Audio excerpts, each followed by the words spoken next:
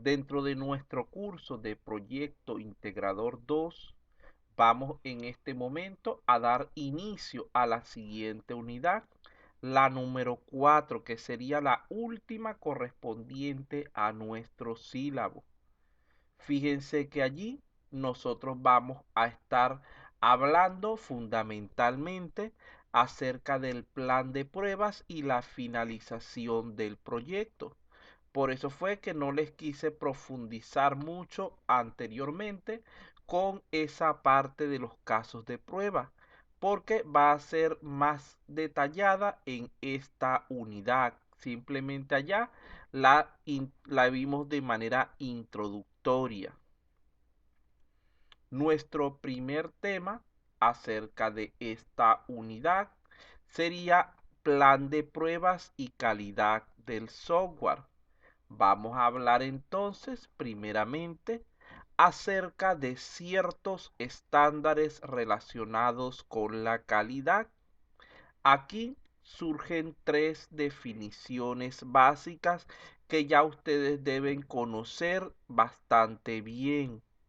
Tendríamos la métrica, la medición y la tolerancia. ¿Alguno de ustedes me puede decir qué idea tienen acerca de lo que es una métrica? ¿Alguno de ustedes me puede dar lo que entienden por una métrica?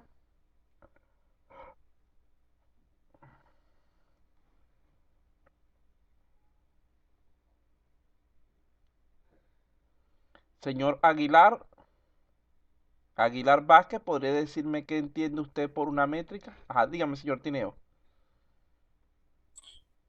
Profesor, buenas noches. A ver, ¿permite cuantificar? Ajá. Pero le falta por allí una palabrita importante, porque vean que los tres conceptos que estamos viendo allí, métrica, medición y tolerancia, tienen que ver con la cuantificación del proyecto. Pero en sí lo que estamos ahorita queriendo ver es la diferencia que existe entre esos tres conceptos. ¿Podría usted complementar o pedimos a alguien que lo apoye?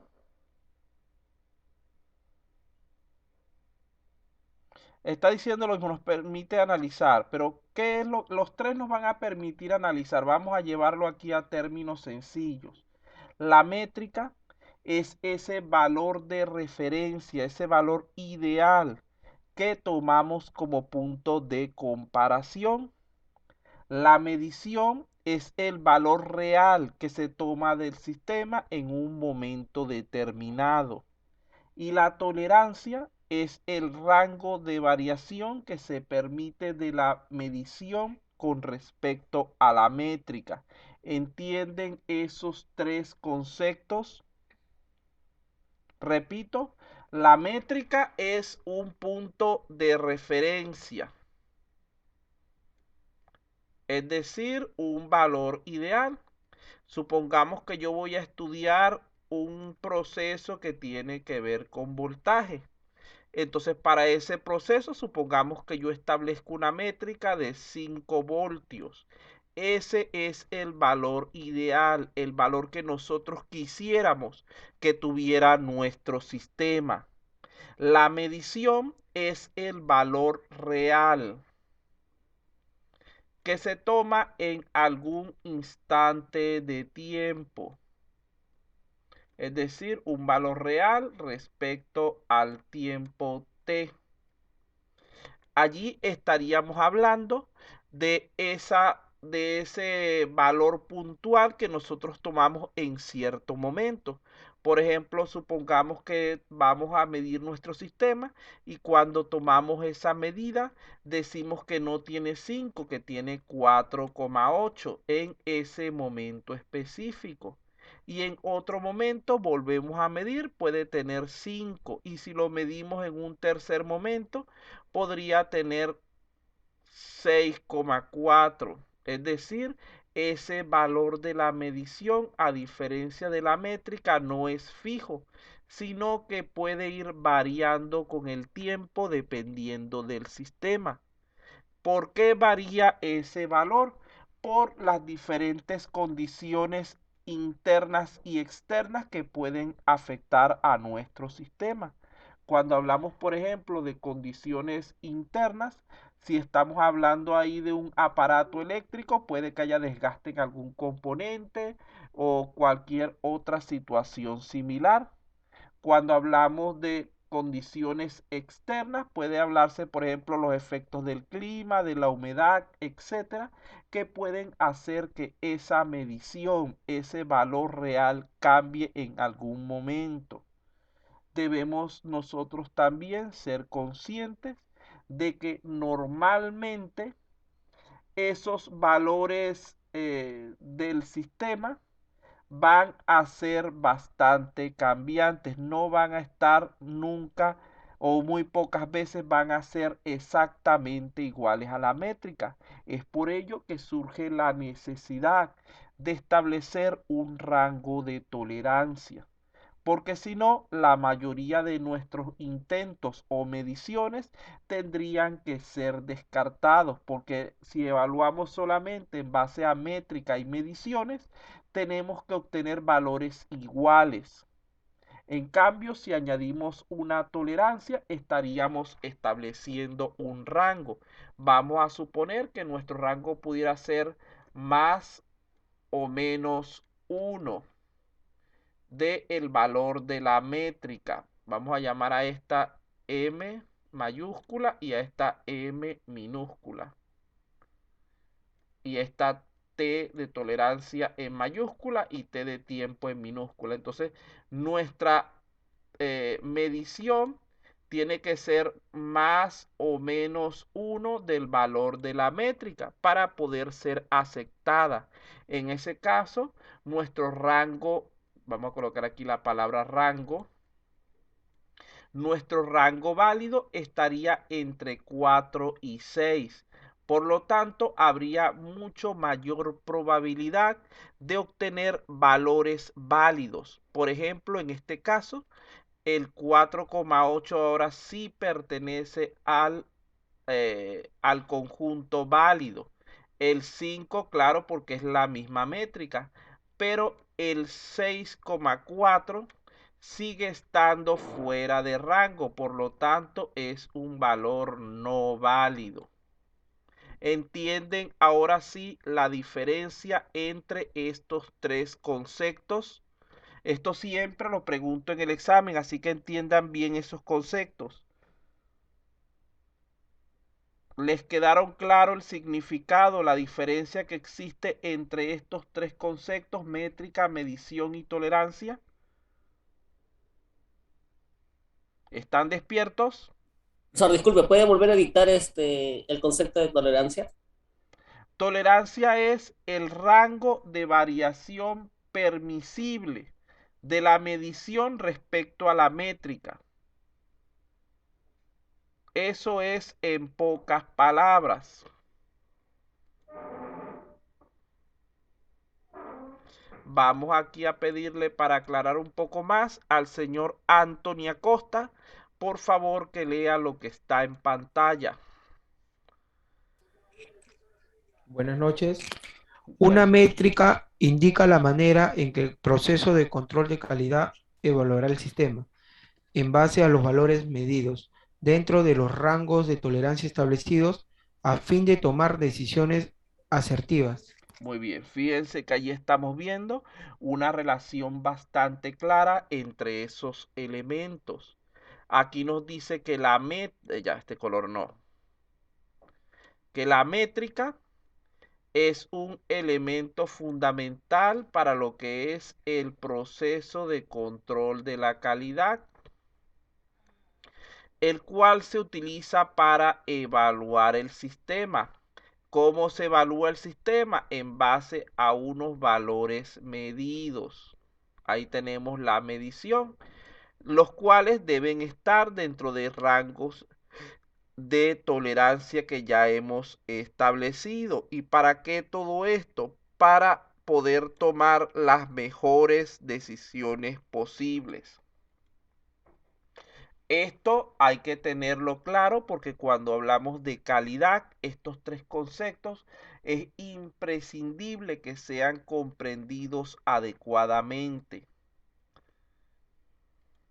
Vean que si hablamos de calidad, nosotros decimos que un estándar de calidad es el nivel mínimo aceptable de calidad que debe tener un software, basado en una serie de métricas preestablecidas. Cuando hablamos de este nivel mínimo, estamos hablando de una medición dentro de un rango. Cuando hablamos de esos valores de calidad, estamos hablando de una serie de parámetros o indicadores que usamos como referencia. Vean que allí salen entonces a flote una serie de conceptos importantes. En primer lugar, tenemos que hablar de procesos. Nosotros cuando hablamos de un proceso estaríamos hablando de un conjunto de acciones o actividades que deben ser ejecutadas para poder alcanzar algún objetivo o meta. En este caso, nosotros decimos que los procesos se deben analizar, identificar e implementar adecuadamente para lo que es la realización de ese producto o servicio que queremos lograr. A su vez, estos deben estar alineados con los objetivos del negocio, de la empresa. También hay que definir ciertas actividades de seguimiento que ya tiene que ver con nuestro tema anterior de seguimiento y control, para poder garantizar la operación eficaz de dichos procesos. Repito, deben recordar ustedes que la única manera de garantizar que un sistema está funcionando de manera adecuada o que presenta niveles óptimos de calidad es mediante un proceso de evaluación o prueba. En segundo lugar, tendríamos las estrategias. Estas serían el conjunto de políticas, objetivos y lineamientos que se establecen para lo que es el logro de la calidad y la satisfacción del cliente. Recuerden que cualquier proyecto, cualquier producto, cualquier desarrollo que se haga, lo que busca fundamentalmente es satisfacer alguna necesidad de nuestros clientes. Este conjunto de estrategias siempre deberían estar alineadas con los objetivos y resultados que la organización desea obtener. No podemos simplemente guiarnos con satisfacer al cliente. Debemos también equilibrarlo con nuestros objetivos internos del negocio. Por otra parte, cuando hablamos de recursos, estaríamos haciendo referencia a ese conjunto de elementos disponibles limitados con los que se cuenta en el sistema para poder trabajar. Los mismos deben ser definidas sus asignaciones de manera clara, especialmente aquellos relacionados con personal, el tiempo, los equipos o maquinarias necesarias para lo que es la ejecución de los procesos, los ambientes de trabajo, lo que es el dinero o recurso financiero que se necesita también para apoyar todas las actividades e incluso la calidad. Vean que la calidad no es algo gratuito, es algo que tiene costo. Nosotros para poder garantizar la calidad tenemos que realizar pruebas y esas pruebas tienen un costo tanto en personal como en tiempo como en otros recursos. Además de esto debemos hacer procesos de mejoramiento y caemos nuevamente en costos y luego hay que seguir evaluando y así vamos hasta en ese ciclo infinito que forma parte de cualquier negocio, de cualquier proyecto, de cualquier proceso que nosotros necesitemos realizar. Por otra parte, tenemos la estructura organizacional. Allí lo que se hace referencia es a la necesidad de definir y establecer adecuadamente una estructura de responsabilidades, de autoridades y de flujo de comunicación dentro de la organización, dentro de la empresa.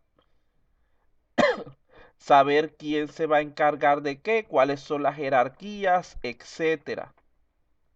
Porque esto va a evitar a la larga el surgimiento de muchos problemas entre el recurso humano. Por otra parte, tenemos los documentos. Allí se hace necesario el establecer qué tipo de entregables, formularios, registros y cualquier otro documento debemos generar para garantizar la operación eficaz y eficiente de los procesos y por ende de la organización.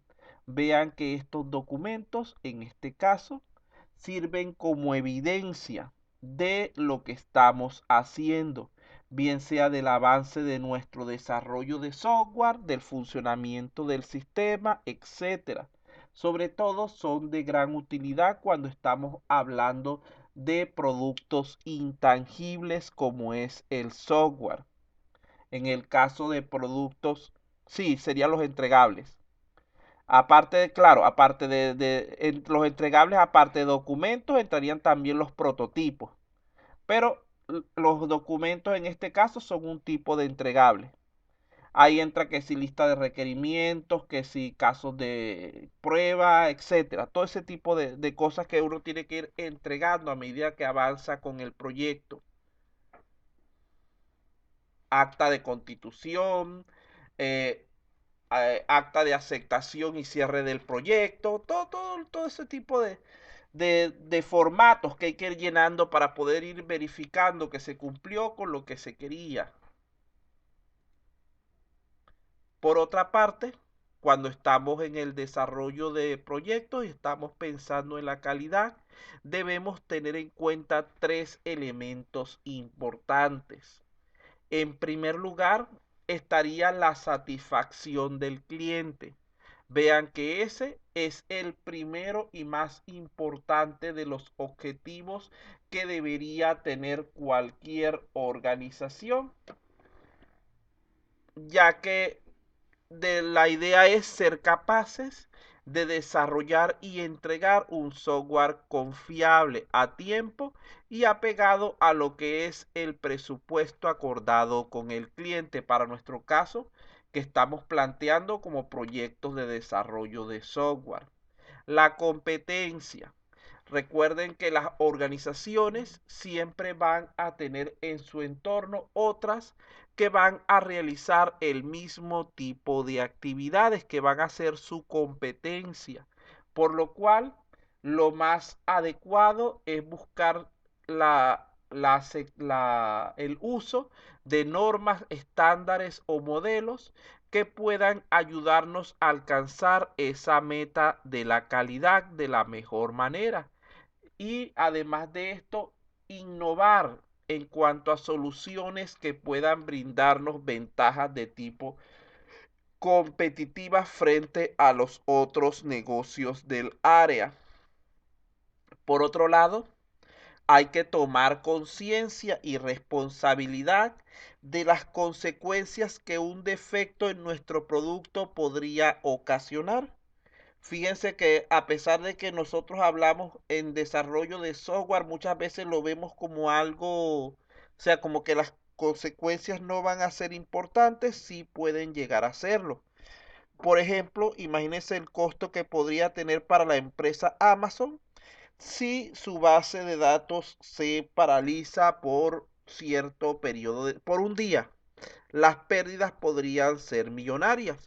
Imagínense también si estuviéramos a cargo de desarrollar el software controlador, por ejemplo, de un marcapasos, de una marca de marcapasos específica. Y ese software presenta fallas. Y el dispositivo termina, ¿cómo se dice? Fallando una vez instalado en el paciente.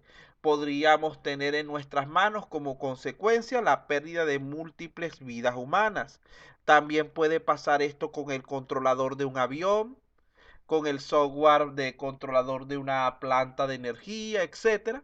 Vean que en todas estas situaciones, si nuestro sistema llega a fallar, las consecuencias podrían ser catastróficas y nosotros podríamos caer en múltiples problemas, tales como demandas, etcétera, debido a nuestra negligencia en prestar atención adecuada a los detalles en el momento en que era necesario. No podemos esperar a que las fallas surjan para corregirlas. Debemos someter los procesos, los sistemas a procesos intensivos de prueba para garantizar en lo posible que nuestros usuarios no sean afectadas por las consecuencias de un defecto en nuestras creaciones. Aquí esto nos lleva a pensar en ciertas consideraciones importantes cuando estamos hablando, por ejemplo, de desarrollos de software de tipo libre. ¿Cuál es la durabilidad de ese software? Es decir, por cuánto tiempo nos va a ser útil, qué nivel de estabilidad tiene o se espera, qué tan variable es ese sistema, cada cuánto tiempo se le están haciendo actualizaciones, es fácil y factible agregarle funcionalidades, es decir, nos permite la actualización, la mejora, tiene una comunidad activa que lo avale, cuenta con lo que es soporte técnico. De allí, lo siguiente que tendríamos que pensar sería en los niveles de madurez del software. En este caso, se definieron como, o vamos a estudiar como niveles de madurez, aquellos establecidos por el modelo CMMI, los cuales ayudan a establecer la calidad de los modelos de software. Fíjense que para la evaluación de sistemas informáticos se emplea este modelo, el cual está conformado por una serie de niveles. Tenemos el nivel 0 o no iniciado, que es cuando la tecnología aún no está disponible. Y luego tenemos un conjunto de niveles desde el inicial, pasando por uno gestionado, definido, gestionado cuantitativamente y en optimización. Uy, aquí está.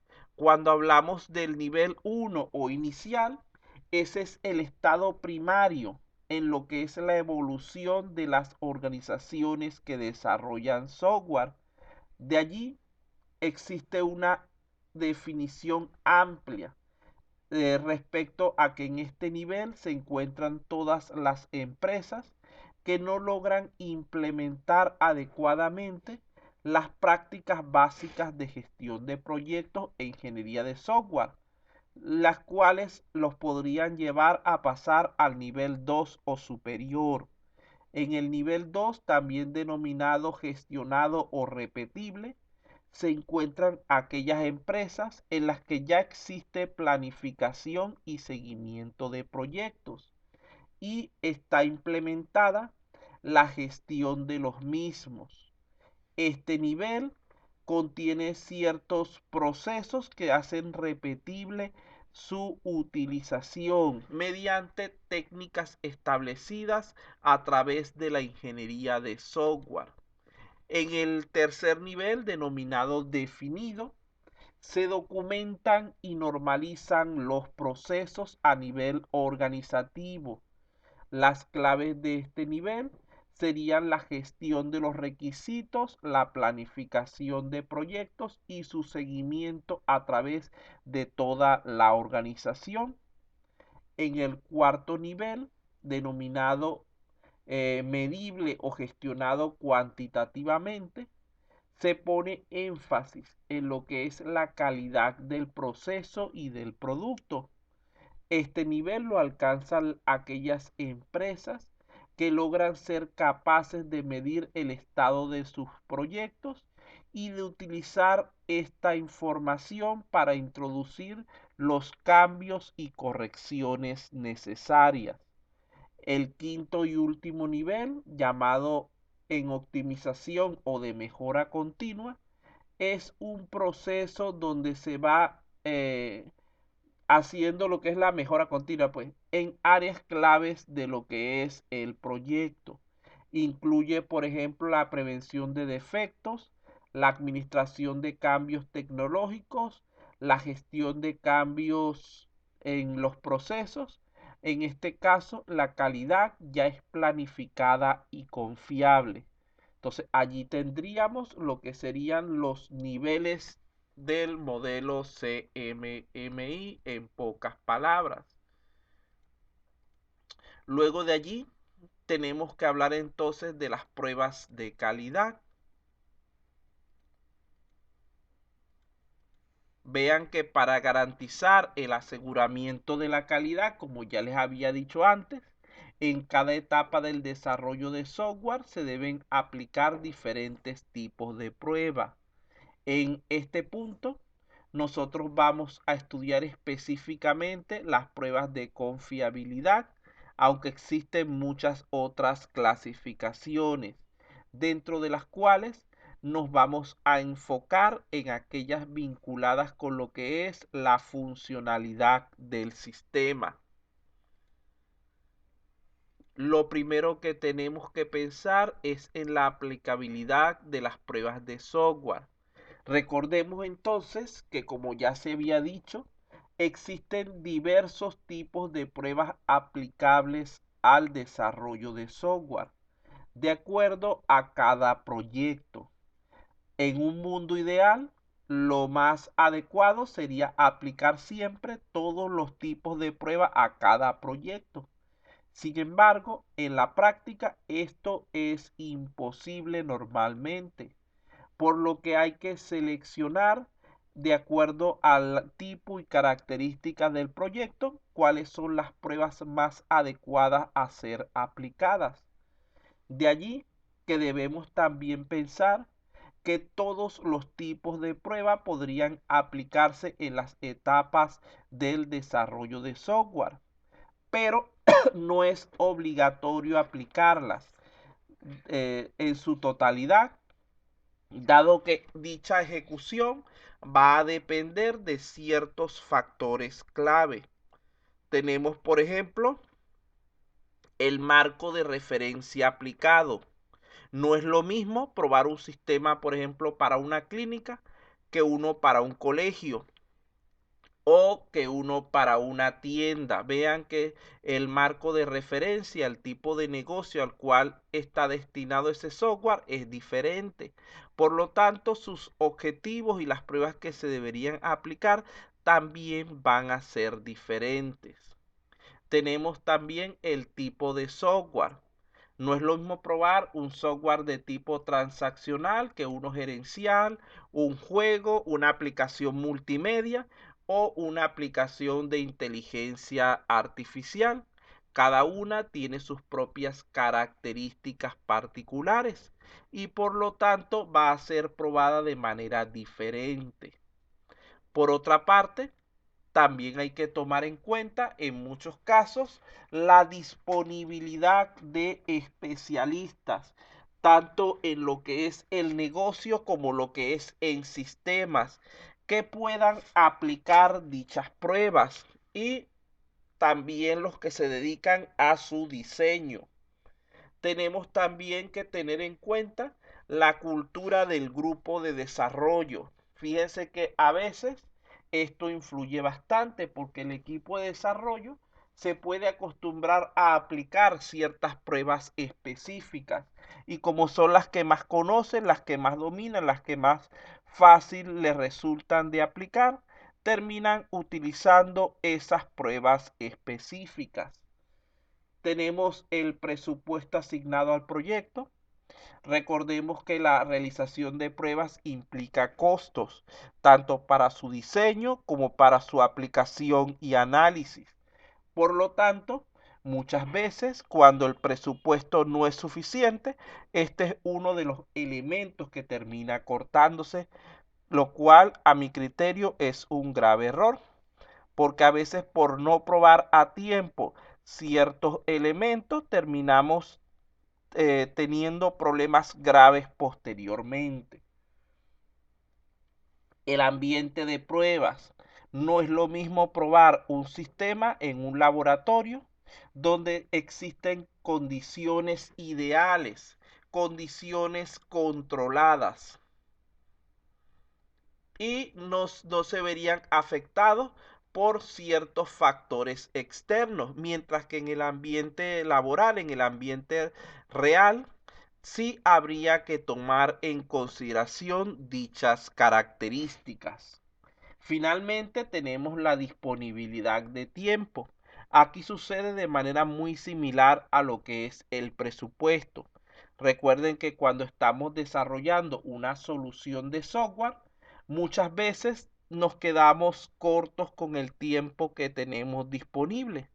Y por lo tanto, como las pruebas requieren de tiempo para lo que es su diseño, ejecución y análisis nuevamente, nos vemos entonces en la necesidad de reducir, de minimizar la aplicación de ciertas pruebas para, entre comillas, aprovechar ese tiempo para la culminación de otros elementos a los cuales damos prioridad.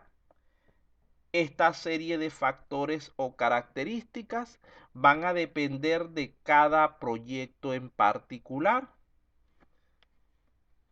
Por lo tanto, hay que analizar cuidadosamente cada caso para determinar correctamente cuáles serían las mejores pruebas que se podrían utilizar.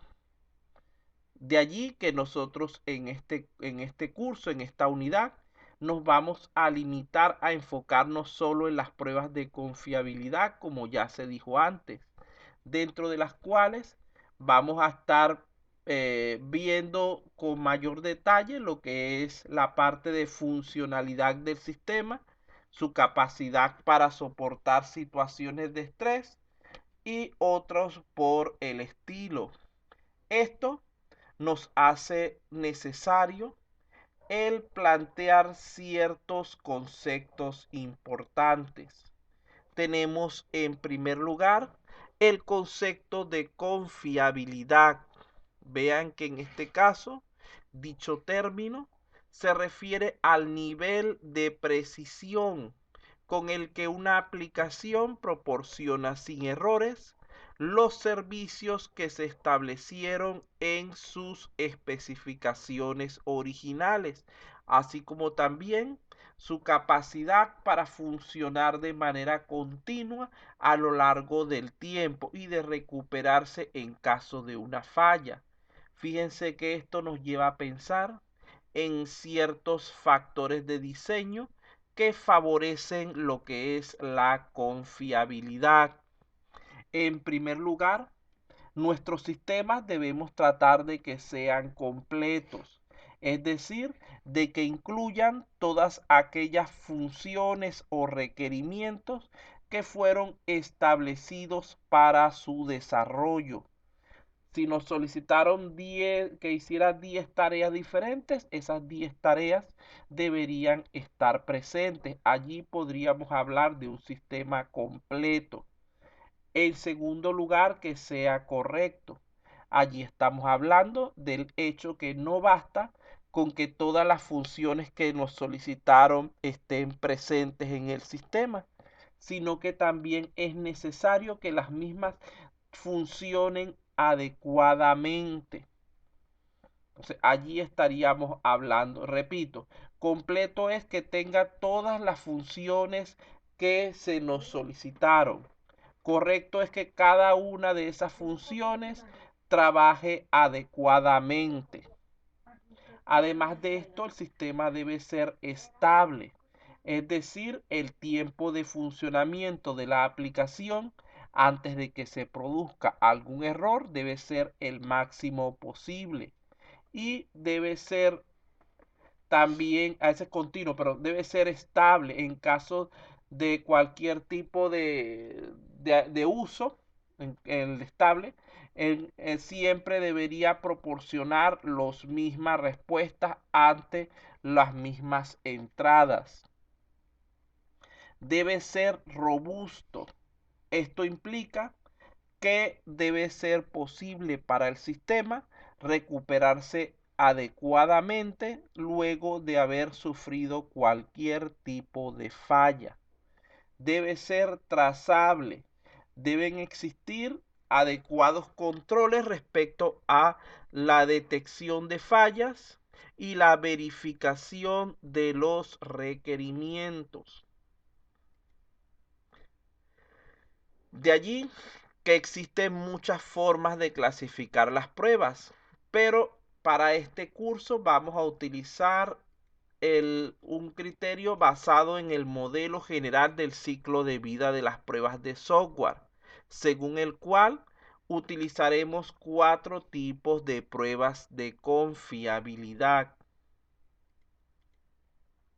las cuales serían las pruebas unitarias, las pruebas de integración, las pruebas de sistema y las pruebas de aceptación.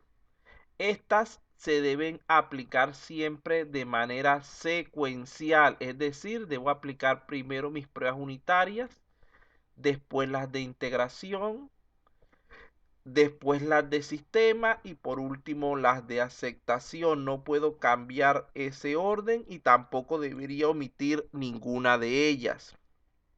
¿Por qué? Porque si hago esto, no estaría garantizando realmente la óptima evaluación de mi sistema. ¿Cómo yo puedo decir que mis funciones trabajan de manera coordinada correctamente si no estoy seguro de que de manera independiente estén funcionando bien?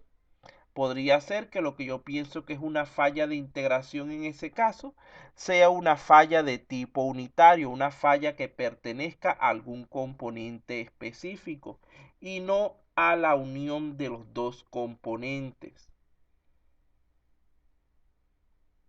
Estas pruebas son capaces de abarcar los diversos aspectos de evaluación del sistema, relacionados tanto con su funcionalidad, es decir, con el cumplimiento de los requerimientos, como con su capacidad de soportar el estrés, es decir, la simulación de grandes cargas de trabajo para apreciar de qué manera se comporta la aplicación ante situaciones de uso intenso.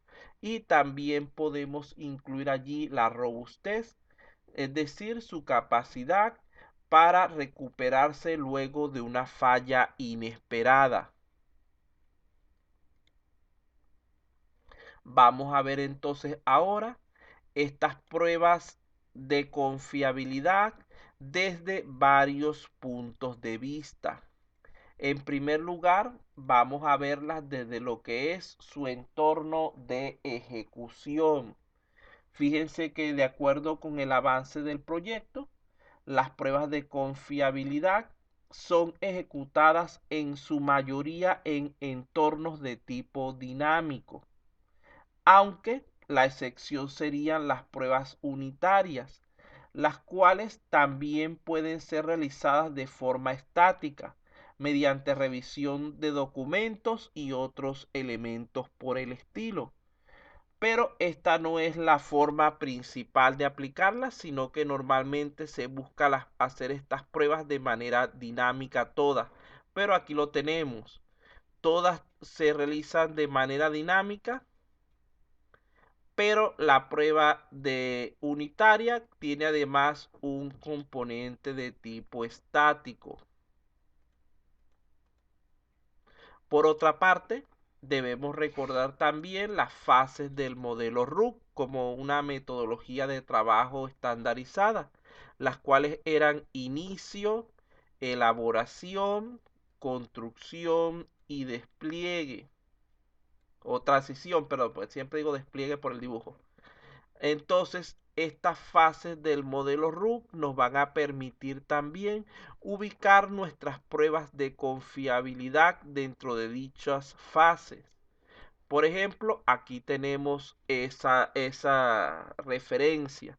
Fíjense que tenemos lo que es las pruebas de confiabilidad en base a la fase del modelo RUC en la que se realiza.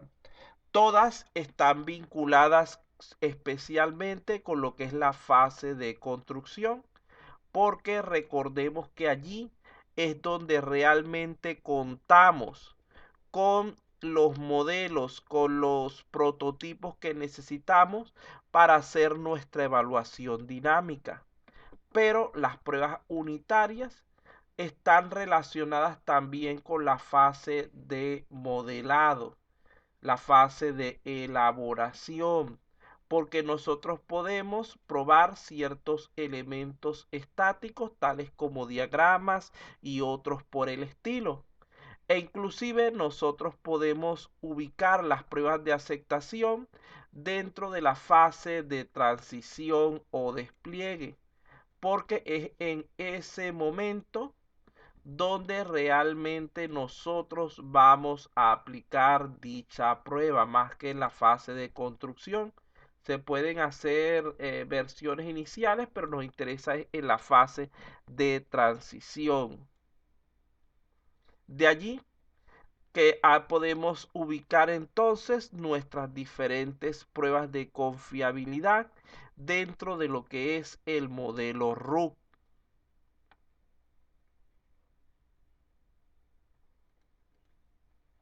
Por otra parte, existen diversos enfoques que podemos aplicar para lo que es la realización de pruebas.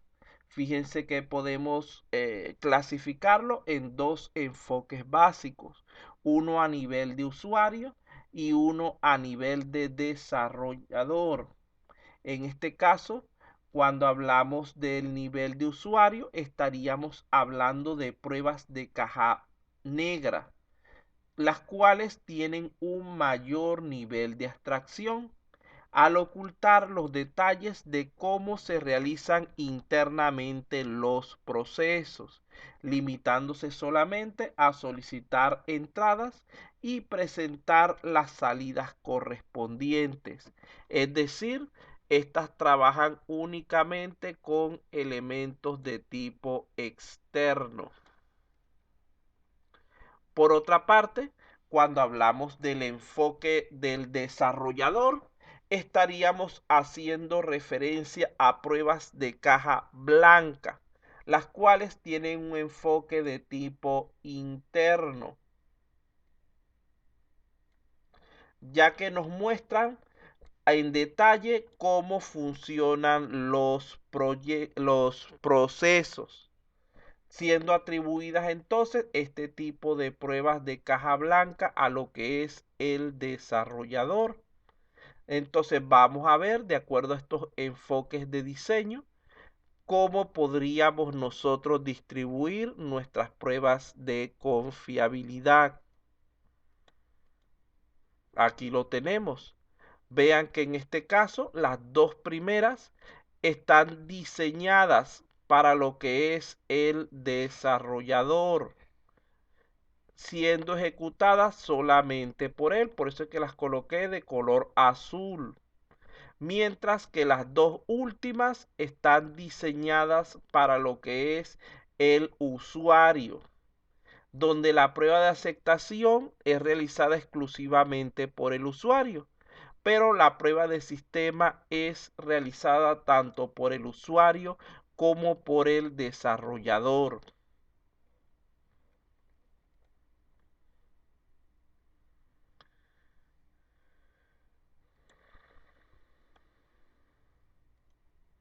Por otra parte, también podemos analizar las pruebas finalmente desde el punto de vista de su nivel de documentación. Este es otro aspecto que no podemos olvidar porque puede ser habitualmente de gran importancia, donde aquellas que sean realizadas por el desarrollador van a ser de tipo formal, procurando en todo momento su registro detallado de la información presentada en ellas, mientras que las pruebas realizadas por el usuario serán predominantemente informales, teniendo un mínimo nivel de detalles. Además de esto, los testers especializados se van a considerar como de nivel desarrollador y por lo tanto deberán presentar una documentación formal de las pruebas que ellos hayan realizado. Vean que aquí esto nos lleva a pensar en una serie de actores que participan en los procesos de prueba. Tenemos primeramente desde el punto de vista interno a los desarrolladores y usuarios, y desde el punto de vista externo a los testers y auditores. Cuando hablamos de estos de tipo interno, debemos pensar que el punto de vista, el motivo principal del desarrollador es demostrar que el sistema está correcto, mientras que la motivación del usuario es demostrar que el sistema aún tiene fallas. Esto nos puede llevar a situaciones conflictivas, donde se hace necesaria la presencia de un ente externo adicional, que sería la parte de control de calidad. ¿Por qué tiene que ser de tipo externo en este caso? ¿Por qué no puede formar parte ni del grupo de desarrollo ni del grupo de usuarios? Porque recordemos que tiene que ser un elemento neutral. Si ese ente de control de calidad fuera del grupo de desarrollo, él va a tener una motivación intrínseca que lo va a llevar a apoyar que el sistema se encuentra correcto. Mientras que si es del grupo de los usuarios, esa motivación va a tener la tendencia a llevarlo a rechazar el sistema, a afirmar que puede aún tener fallas. Se necesita entonces, como ya dije, un ente neutral que permita el aclarar, el resolver cualquier tipo de conflictos que pueda surgir entre los demás actores del proceso.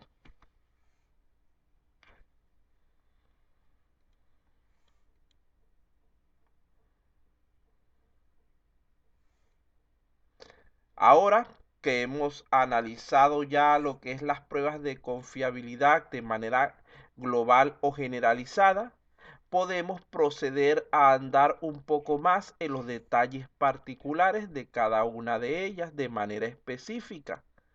Pero antes de entrar en esa parte, vamos a darle un pequeño descanso porque yo sé que es tarde, para que se tomen su cafecito, se estiren lo que haga falta y luego comenzamos con la tercera parte de